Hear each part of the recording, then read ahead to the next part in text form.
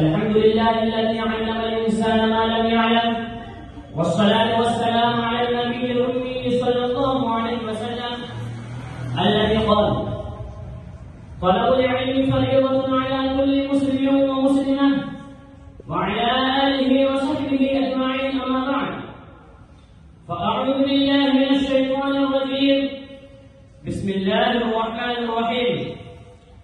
اقرأ باسم ربك الذي خلق، خلق الإنسان من علق، اقرأ وربك الأكرم الذي علم بالقلم، علم الإنسان ما لم يعلم. حضرة رئيس البرنامج وزملائي والحضور، اليوم ألقي الضوء على فضيلة العلم، فاعلموا أن العلم نور الحياة وسبيل الخير والرفعة والمجد للفرد والأمة. به يعرف الإنسان دينه وبماذا يأمره عن أي شيء ينهاه، فيعيش في سلام واطمئنان مع ربه ومع نفسه ومع الناس من حوله. إخواني، والعلوم الأخرى كالرياضيات والأدب والعلوم وغيرها ضرورية في التعامل مع الحياة وأسرارها، وهي السبب في التقدم الطبي والهندسة والمواصلات والصحافة وغير ذلك.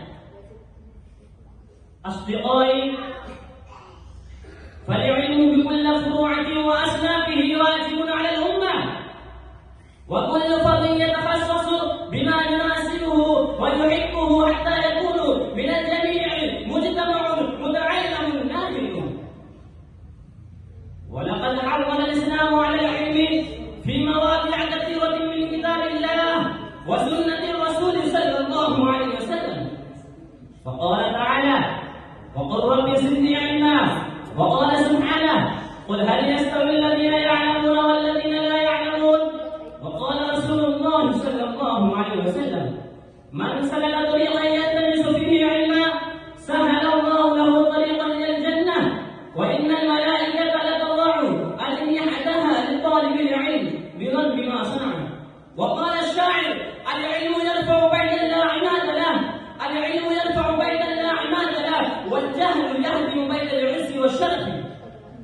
عباد الرحمن، وقد أدرك المسلمون الأوائل قيمة العلم فأقبلوا على دراسته، وكانت المساجد تزدحم بحلق العلم وتقوم بدور المدرسة والجامعة حتى نبغ من أبناء الأمة الإسلامية والشعب الديني علماء كبار في ميادين المعرفة كلها.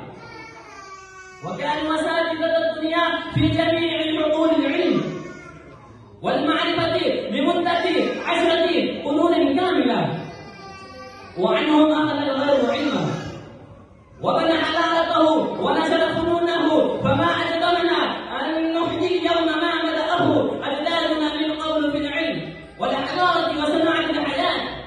إخواني، اليوم نحن في حاجة مليحة إلى الجد في تحصيل العلم، فإن الجد يدري كل أمر شامع. أكتفي بهذا